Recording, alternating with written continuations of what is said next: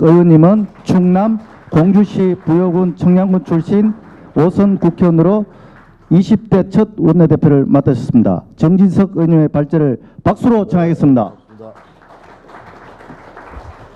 네, 의원님 여러분 아침 일찍 고맙습니다. 많이 나오셨네요. 우리 의원님들 절반 이상 3분의 2 의원님들 자리를 채워주셨는데 고맙습니다. 우리 원내대표님께서 저보고 성공적인 의정생활에 대해서 좀 얘기를 해달라고 했는데 제가 돌이켜보니까 제가 정말 성공적인 의정생활을 해왔는지 자신이 없어요.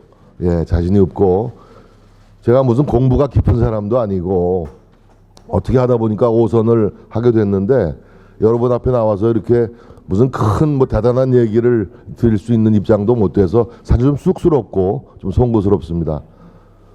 그러나 제가 이제 25살 때부터 기자 생활을 한 15년 하고 한 20년 정치 활동을 했는데 대개 이 여의도 의사당에서 왔다 갔다 했어요.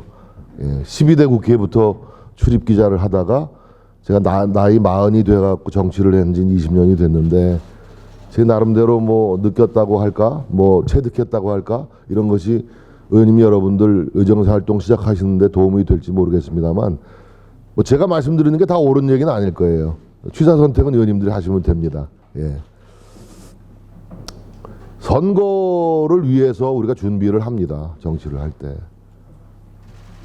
선거 결과가 결국 이제 민의이고 그 민의를 수행하는 것이 정치의 이제 사명이니까 그렇게 가는데 유감스럽게도 우리가 연전 연패를 기록한 그런 정당이 되었습니다. 이기는 정당이 돼야 되는데 지는 정당이 자꾸 되는 거예요.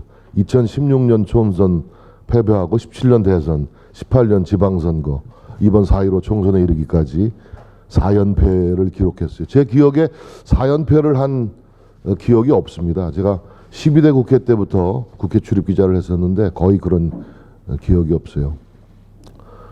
뭐 혹자는 뭐 이번 선거에 뭐 코로나 때문에 그런 거 아니야. 돈 풀었는데 어떻게 하지만 그러면 지난 전번 선거는 왜 졌습니까? 그 합당한 설명이 되지 않는 것 같습니다.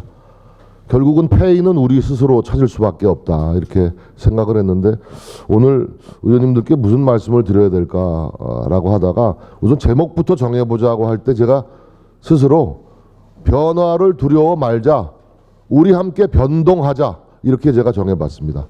변화를 두려워 말자, 우리 함께 변동하자 제가 이렇게 정했는데요. 그다음 저거 누가 보좌관들이 준비한 겁니다. 저거 예. 슬라이드 PPT를 준비했는데 요즘 우리가 이제 꼰대 정당 소리를 들었잖아요. 우리가 왜 졌냐 그러니까 비호감 때문에 졌다는 얘기가 정답인 것 같아요. 이 조사를 해보면 요즘 뭐 보수라는 말 쓰지 말자고 하는데 저는 썩 동의할 수는 없지만 어쨌든 우리 보수 진영, 우리 진영의 어떤 행태나 이런 것들, 또 돌출된 이런 것들이 국민들에게 실망을 안겨줬어요. 그래서 우리를 비호감으로 바라보는 그 여론이 한 70%가 넘습니다. 이건 현실입니다. 저 라떼는 마리아가 무슨 얘기인지 윤유경 의원님 라떼는 마리아가 무슨 뜻인지 아세요? 아시죠? 저거 모르면 꼰대 소리 듣습니다. 나 때는 말이야 이러고 이제 한다는 거죠. 젊은 세대들이 이제 기성세대들 꼰대라고 나무라는 소리입니다. 그 다음 화면 볼까요? 그 다음 화면. 자, 변화를 두려워하지 말자 이렇게 제가 정했는데 이건 뭐 우리 스스로의 판단뿐만 아니라 우리 국민들이 열망하고 있는 겁니다. 너희들 변해야 된다. 그러지 않으면 또 똑같은 결과다라는 거죠. 이건 선택의 문제가 아니고 우리는 생존의 문제고 당위의 문제다 저는 이렇게 생각을 합니다. 어떻게 변해야 되느냐라는 문제를 우리가 이제 논의를 해야 되겠죠. 여러 경우 여러 자리에서 이런 논제와 맞닥뜨릴 텐데요. 어쨌든 우리는 당장 지금 김종인 비대위원장에게 리더십을 이제 맡겼는데 김종인 비대위원장님이 좀 협력해 달라 그랬잖아요. 좀 뭐라 그랬죠? 시비 걸지 말라 그랬나? 근데 시비 걸지 말고 협력해 달라 그랬는데 야 이거 시비를 걸어야 되는 거야 말아야 되는 거냐 이 고민부터 되더라고요. 근데 이제 말씀 그대로 그러면 좀 우리가 좀 딱딱하게 들릴 수 있지만 그분 나름대로는 어떻게 하면 이 당을 좀 변화시킬까, 변동시킬까, 그래서 새로운 호감을 국민들에게 드릴까라는 고민을 한 끝에 그런 말씀을 한 게 아닌가 생각이 듭니다. 제가 12대 국회 때는 삼김시대였어요. 삼김시대가 지역 맹주로서 활거하는, 여기 김은혜 기자도 그때 있었는데, 김은혜 기자란다, 김은혜 의원님. 그때는 뭐 일사불란했습니다. 절대 지도력이 발휘되는, 절대 리더십이 발휘되는 거기 때문에 무슨 의원들이 토를 못 달았어요. 잘못 보이면 그냥 가니까. 그러니까 그게 정말 덜 민주적이고 반민주적인 행태지만 효율은 어느 정도 있었다고 봅니다. 예. 근데 그런 시대는 갔죠. 그런 시대는 더 이상 오지 않을 것 같아요. 지역 맹주 시대도 더 이상 없을 것 같습니다. 결국 이제 백가쟁명 시대로 가는데, 이러다 보니까 중구난방이 되고 일사불란을 기할 수 없어서 어떻게 보면 굉장히 무질서하게 보일 때가 많았어요. 그러다 이제 이런 문제에 대해서는 김종인 우리 비대위원장이 혹여 나를 따르라 하는 리더십을 보여주실까봐 좀 걱정들을 하시는 거 아닙니까? 근데 이제 말씀은 그렇게 하시지만 그게 잘 통하지 않을 거라는 거는 김종인 위원장도 아실 거예요. 이제 그런 시대가 아닙니다. 결국은 우리가 진지하게 토론하고 소통하고 또 국민의 공감을 끌어내지 못하면 결국은 또 실패하거든요. 그러니까 저는 나를 따르라는 follow me 이런 식의 과거 구태의연한 리더십보다는 함께 갑시다. Let's go 리더십이 지금은 필요할 때가 아닌가. 그런 리더십만 지금 통할 때가 아닌가라는 생각을 좀 해봤어요. 바로 Let's go 리더십이 통해서 우리가 더욱더 한 단계 업그레이드한 의정생활을 할 수 있다면 이런 정책 사이다 기회가 많이 있어야 됩니다. 그런 측면에서 우리 원내대표님, 정책위장님이 아주 소중한 기회를 마련해 주셨다. 저는 이렇게 생각을 하고요. 바로 우리가 변동하는 출발점, 그게 바로 정책 사이다 모임에서부터 시작이 돼야 된다. 저는 이렇게 생각을 하고, 오늘 한 절반 이상 모이셨는데 갈수록 좀 우리 의원님들이 좀 참여율이 높아졌으면 좋겠습니다. 그리고 매주 어김없이 비가 오나 눈이 오나 우리 의원총회나 마찬가지인 이런 사이다 세미나를 통해 가지고 우리가 소통하고 또 새로운 또 정책에 대해서 우리가 공부하고 하는 그런 소중한 시간을 좀 함께 공유하자. 그런 말씀을 좀 드리고 싶습니다. 국회의원들이 이제 일을 안 한다고 하는데 저는 동의하지 않습니다. 일 굉장히 많이 합니다. 월화수목 금금금이라고 하잖아요. 저 월화수목 주로 서울에 있고 금금금 열심히 지역에 가서 일합니다.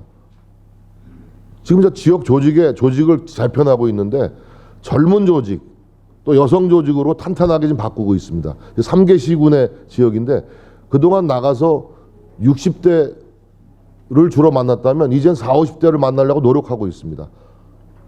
그렇게 스스로 변동하려고 노력을 하고 있어요. 우리 국회의원들의 가장 일차적인 책무는 입법 활동인데, 통상 보면 의원님들이 법안 발의하는 거 가지고 굉장히 경쟁을 해요. 이번에도 보니까 1호 법안을 내려고 이틀 밤을 새고 그랬다면서요. 4박 5일인가? 그거 좀 심한 것 같고.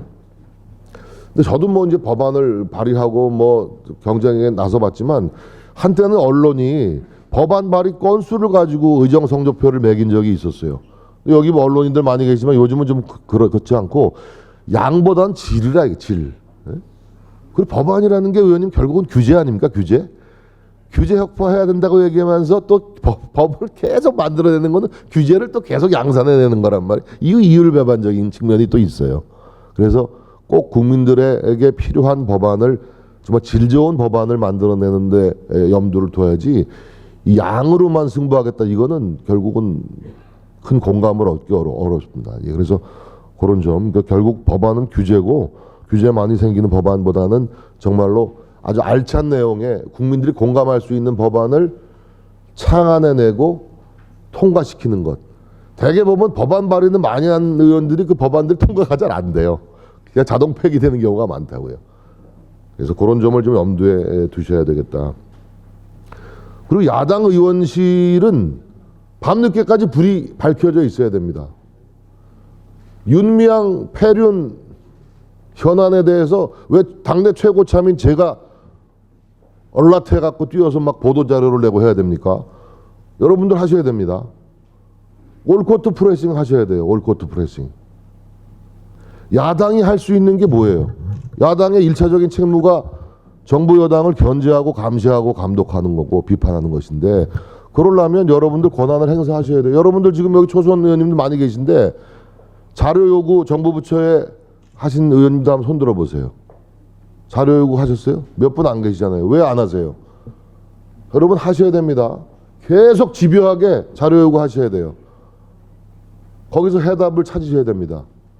계속 집요하게 하면 열흘 뒤에 보내던 부처가 5일 뒤에 보내고 나중에 3일 뒤에 보내고 나중에 의원실을 찾아옵니다.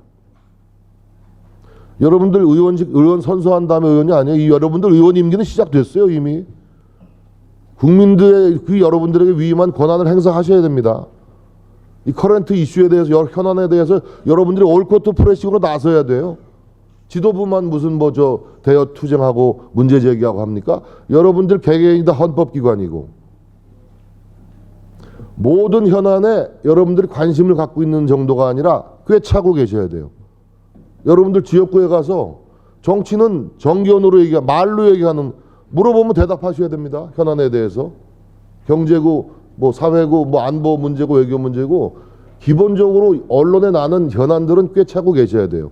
뭐 좀 깊이 들어가려면 좀 분파가 되고 전문성이 좀 요하는 부분이 있겠지만 기본적으로 알고 계셔야 되고, 전 국민적인 초미의 관심사가 된 현안에 대해서는 여러분 관여하셔야 됩니다. 네?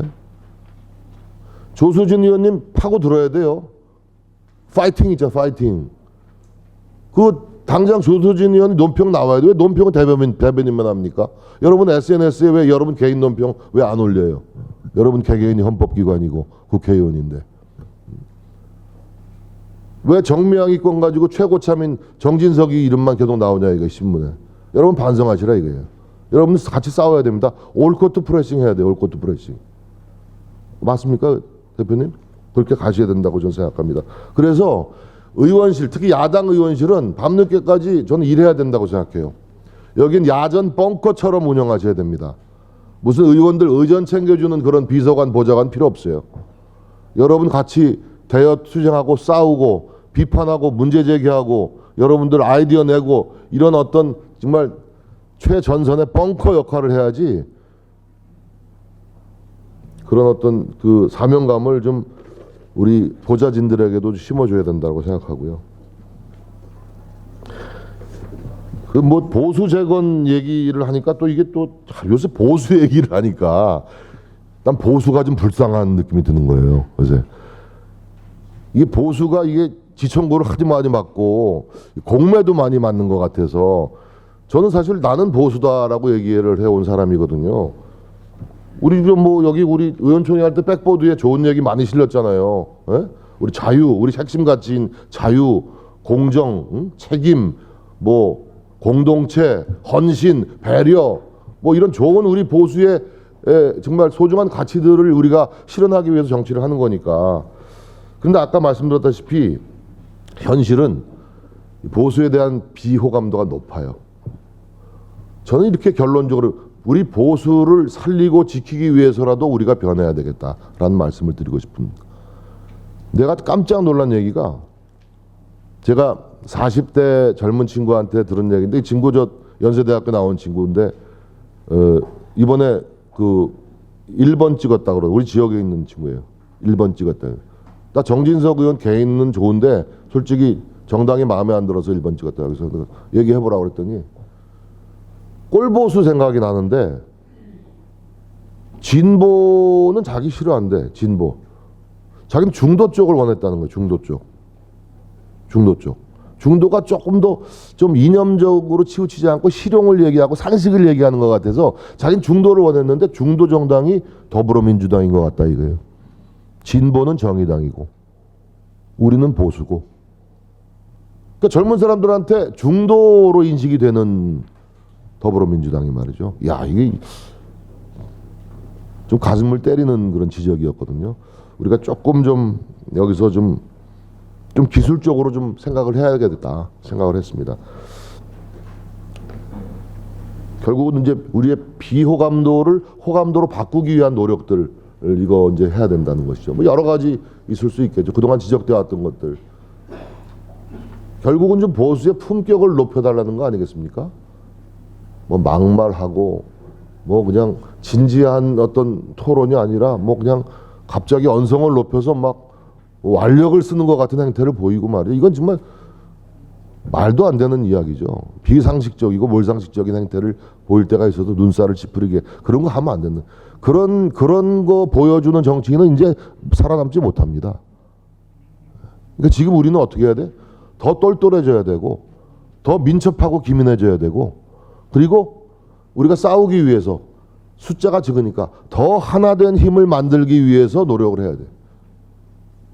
더 하나된 힘을 만들기 위한 지혜를 발휘해야 되는데 절대 지도력이 지금 없기 때문에 결국 우리 의원들 103명의 집단 지성으로 끌고 가야 돼요. 저는 그렇게 생각합니다. 그 집단 지성은 어디에 기반한 거냐? 국민들과의 유권자들과의 공감에 기반한 집단 지성을 발휘해야 된다. 저는 그렇게 생각해요. 우리 국회의원 한 분 한 분이 대단한 분들입니다. 무슨 국회의원 뭐 국민들이 무시하지만 국회의원 되신 분들 대단한 분들이에요. 특히 이번 선거 이 험악한 판세에서 살아남으신 정말 조선 의원님들 대단하신 분들이라고 생각해요. 대단하신 분들. 우리 저 원내대표 선거 때 그 우리 조영 대표께서 하신 말씀이 기억에 남아요. 우리가 지금 가장 그 생각해야 될 점은 우리 패배 의식에서 벗어나자. 패배 의식에서 사로잡힐 우리 권한이 없어요. 우리 42% 지지받은 정당입니다. 50% 지지받은 정당이 무슨 100% 지지받은 정당처럼 무슨 위너텍스올 하겠다고 다 먹겠다고 저러는데 저 오래 못 가요. 다 못 먹습니다. 다 못 먹어요. 지금 살짝 그러는 거지. 일종의 블러핑이라고 봐요. 뭐 내일 개원할 수 있겠죠. 사실 우리가 뭐 막을 방법도 없어요. 뭐 무슨 물리력을 동원해서 막겠어요? 뭘 하겠어요? 그러나 우리 뒤에는 국민이라는 백이 있다 이거예요. 국민이 보시기에 누가 더 상식적인지 누가 더 정의로운지만 보여주면 되는 거예요. 우리 국민만 보고 갑시다. 우리 103명 의원들이 똘똘 뭉쳐가지고 여러분 국회의원 되면 무서울 거 없는 겁니다. 국회의원 되면 무서울 거 없어요. 딱 한 사람 우리 국민들만 무서워하면 되는 거예요. 네. 우리한테 위임된 권한을 100번 활용해 가지고 우리 국민들의 준엄한 명령에 부응해야 됩니다. 더 열심히 일해야 되고 더 열심히 전력 질주해야 됩니다. 저는 그래서 변화를 두려워 말자, 우리 함께 변동하자, 그리고 전력 투구하자 이겁니다. 전력 투구. 우리가 숫자가 적으니까 180석 가까이 되는 저 거여에 맞서는 소야니까 우리가 뭉쳐야 된다 이거예요. 그래서 우리는 우리 주장을 합당하게 개진하되 주장하는 방식에 대해서는 조금 생각해 보자. 제가 무슨 3, 4, 1원 하라고까지 얘기 안 하겠어요. 그러나 과거와 같은 그런 어떤 국민들 눈살을 찌푸리게 하는 방식의 어떤 그런 행태는 좀 지양하자라는 말씀을 좀 드리고 싶습니다. 그건 여러분들 개개인이 그거 다 판단하실 문제라고 제가 생각합니다. 이 배지 안 달고 오신 의원님들이 많이 계신데 저는 이런 얘기하면 이제 꼰대 소리라는 얘기 나옵니다. 이제 꼰대 소리. 근데 저도 이제 한때는 이거 배지를 달면 국회의원인 거 재는 것 같고 좀 권위적인 것 같고 그래서 배지를 풀고 소탈하게 좀 보이려고 이렇게 다녔는데 그게 아닌 것 같아요. 저는 보수는 책임과 헌신이라고 믿는 사람인데요. 나는 이 국회의원 배지야말로 우리 국민들이 우리한테 달아준 이 배지야말로 책임과 헌신의 다짐이라고 저는 생각해요. 여러분 가능하면 여러분 제 말에 동의하지 않는 분도 계시겠지만 가능하면 배지 착용하고 다니시는 게 좋을 것 같습니다. 그게 스스로 옷깃을 여미고 자기 절제하고 하는 그런 어떤 그거 됩니다. 저는 그래서 감히 이 국회의사당에 올 때는 적어도 국회의사당에 올 때는 배지 착용하고 의사당에 들어가자.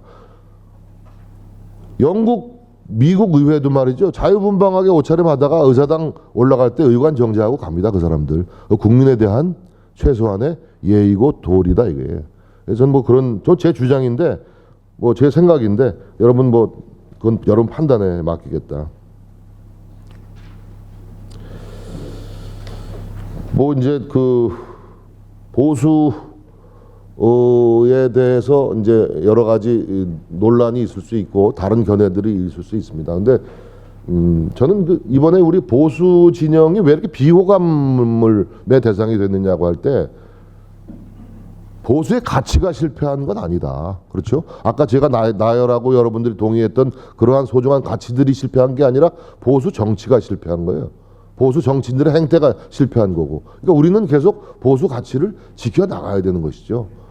그 보수 가치를 꼭 사수하고 지켜내기 위해서라도 우리는 변해야 된다는 겁니다. 이대로는 계속 비호감에서 그 모면하기가 어렵다. 그런 이야기입니다. 그래서 품격의 보수를 좀 회복하자는 말씀을 좀 드리고 싶은데 특히 여러 가지 보수의 가치들 중에서 우리 공동체에 대한 존중 또 책임과 헌신의 가치 이런 것을 좀 우리가 회복해야 된다. 특히 우리 젊은 사람들은 이 공정이라는 가치에 굉장히 그 집착하고 있어요. 주목하고 있습니다. 아니 도대체 조국 사태 때 전 국민이 공분하지 않았습니까? 자기 자식만 귀한 줄 알아서 문서까지 위조해 가면서 대학을 보내고 서민 학생들이 타갈 장학금까지 몽땅 쓸어가고 이게 공정이에요? 그 사람들이 얘기하는 공정이에요? 그러니까 그 불법으로 입학한 TO 때문에 일반 학생 대학에 못 들어간 학생들의 피눈물은 왜 생각 안 하느냐 이거예요. 그래서 국민들이 공분하는 거 아닙니까?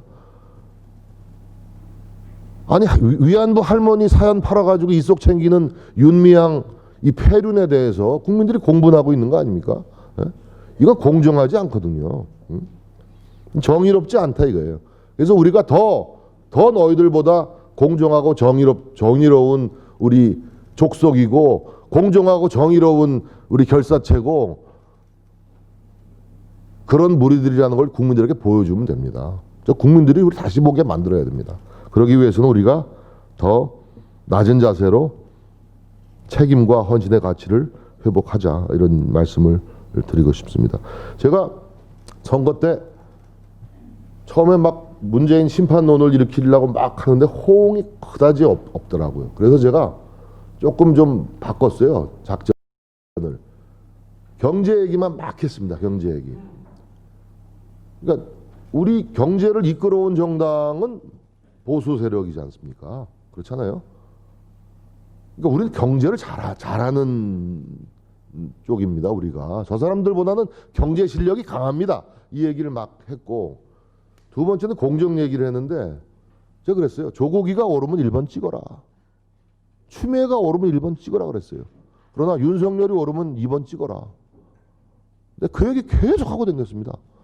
그게 제 당선하는데 조금 도움이 된지도 모르겠어요. 예. 공정이라는 화두에 대해서 우리가 늘 아무튼 염두에 둬야 되겠다. 자, 이 폭주기관차 누가 막을 것입니까? 예? 50%가 100% 얻은 세력처럼 나온다 이게. 예? 결국 이거 막을 수 있는 세력은 누구예요? 우리 103명이 최후의 보루예요. 양당 체제라고 하지만 여러분 양당 체제입니까? 사실상 일당 체제 비슷한 거 아니에요? 3권을 다 장악했잖아요. 예? 입법, 행정, 사법을 장악하고 시민단체 장악하고 민노총 노조 장악하고 지방자치단체 지방의회 장악하고 심지어 언론까지 모든 권력을 장악하고 있는 세력들 아니에요? 언필칭 그 사람들 민주화 세력이라고 안 했습니까? 지금 하는 모습이 민주화 세력이에요? 이게? 민주화 세력을 참칭한 세력들 아니에요? 이게 상식이고 이성입니까? 자기네들 180석 얻었으니까 다 먹겠다, 다 가져갔다는 게 이게 상식이고 이성이에요? 국민들이 보고 있다. 오래 못 간다고 좀 봅니다. 오래 못 간다고 봐요, 저는. 우리는 우리 페이스대로 가면 됩니다. 우리 페이스대로. 절대로 우리 저 의원님 여러분들 기죽으면 안 돼요. 우리 페이스만 지켜서 가면 되는 거예요. 금태섭 의원 징계하는 거 이거 가지고 정말 말들이 많습니다. 심지어 이 지경까지 가는 거죠. 뭐 이것뿐만이 아니에요, 보니까. 예?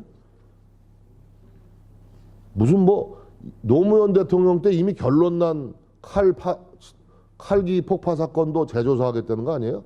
한명숙 총리 무슨 뭐 14명의 대법관이 만장일치로 유죄 판결낸 사건을 무슨 뭐 뒤집어서 무죄 만들겠다고 시도하는 거 아니에요? 이게 상식이고 이성입니까? 예? 이게 상식이고 이성이에요? 뭐 그뿐만이 아니에요.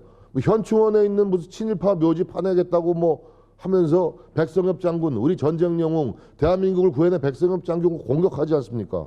예?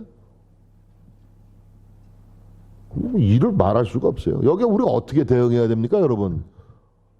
저는 올코트 프레싱으로 대응해야 된다라고 생각합니다. 지도부가 알아서 하겠지. 노, 안 돼요. 여러분 개개인이 최전선의 전사가 돼야 된다. 우리가 올코트 프레싱 전원 공격, 전원 수비로 싸워야 된다. 저는 그렇게 생각합니다. 이제 무슨 뭐 지도부가 알아서 하겠지, 지도부가 알아서 싸워주겠지, 이거 맡길 여유가 없어요. 그렇게 한가한 형편이 못 됩니다, 우리가. 전원 압박을 해야 되겠다는 생각을 해봅니다. 제가 그 99년도에 한국일보 논설위원 관두고 이제 김종필 씨 문화에서 정치에 첫 발을 디뎠는데요. 2000년도 어떻게 운 좋게 됐어요. 그때 이제 이낙연, 박병석 의원 다 같이 이제 정치를 시작했는데, 그때 JP에 대해서는 역사적인 평가가 엇갈릴 수 있겠습니다만은 그분은 참 말씀을 참 감칠나게 잘하세요. 그리고 JP라는 어른은 연세는 드신 분인데 독서량이 많아가지고 화제가 맨날 샘솟듯이 무궁무진하게 변해, 화제가. 그러니까 자꾸 듣고 싶어서 그분 주변 사람이 막 모이고 그러는데, 여러 가지 어록이 있는데 이제 정치는 허업이라고 그렇게 말씀하셨잖아요. 그때 제가 대변인 할 때 그 말씀을 하셨는데, 정치는 허업이라는 말씀이 정치는 뭐 허무하다 뭐 이런 측면에서 하신 말씀은 아니었어요. 그러니까 정치는 실업이 아니다. 과실할 때 열매 실자 실업이 아니고 허업이다, 이 얘기거든요. 정치의 과실은 국민들에게 돌아가는 거지 정작 정치인들 손에는 쥐어지는 게 아무것도 없다. 그래서 허업이다, 이 뜻으로 말씀을 하신 거였습니다. 그래서 우리 백은 유일한 국민이다. 그 얘기를 이제 강조하신 거고요. 그때 그런 말씀도 하셨습니다. 국민은 호랭이다. 국민은 이제 처음에 사육사랑, 호랭이는 사육사한테 친하게 지내잖아요. 밥 갖다 주니까. 근데 뒤틀리면 사육사도 물어들려고 덤빈다, 이게 호랭이 같다, 이게.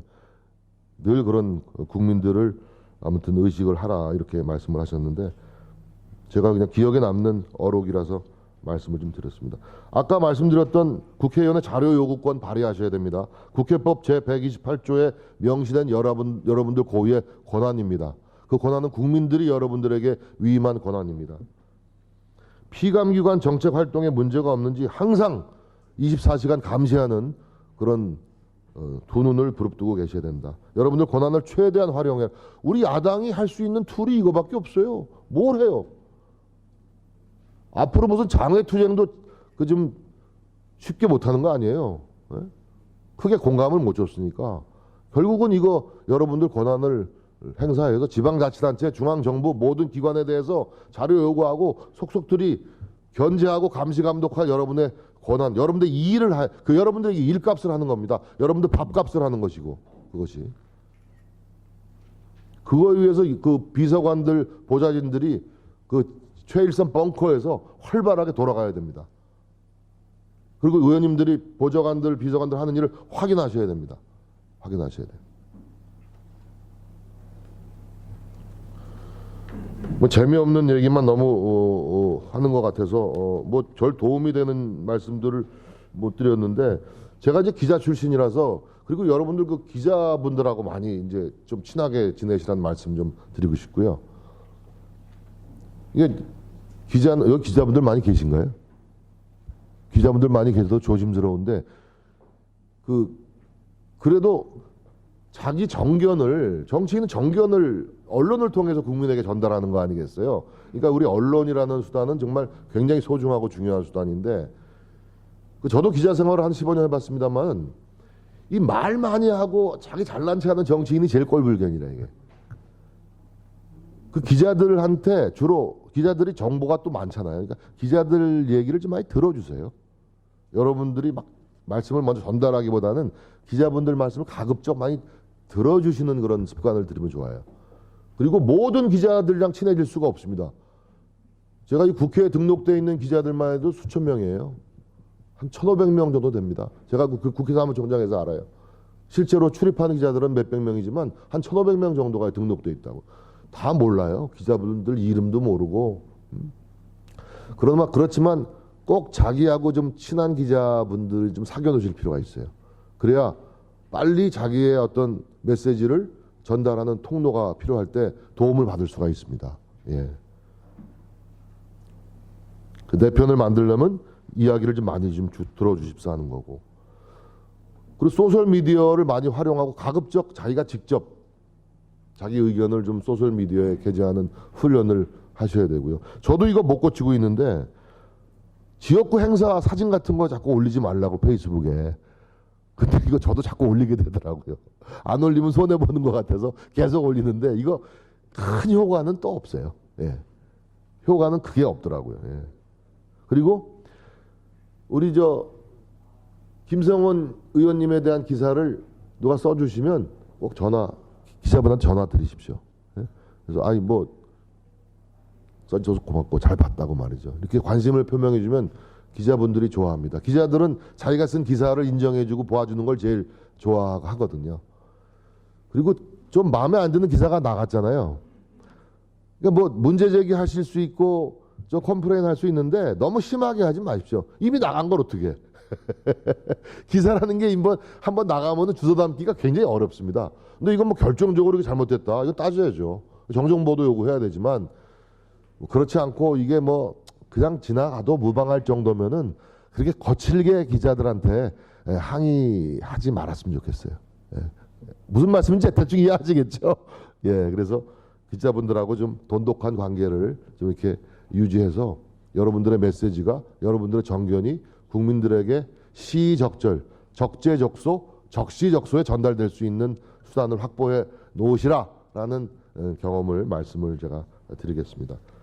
제가 처음부터 두서없이 말씀을 드려가지고 별로 인상 깊은 얘기를 못 드려도 죄송합니다. 근데 저는 어쨌든 결론은 다시 돌아와서 우리가 변화를 두려워 말고 다 함께 변동하자.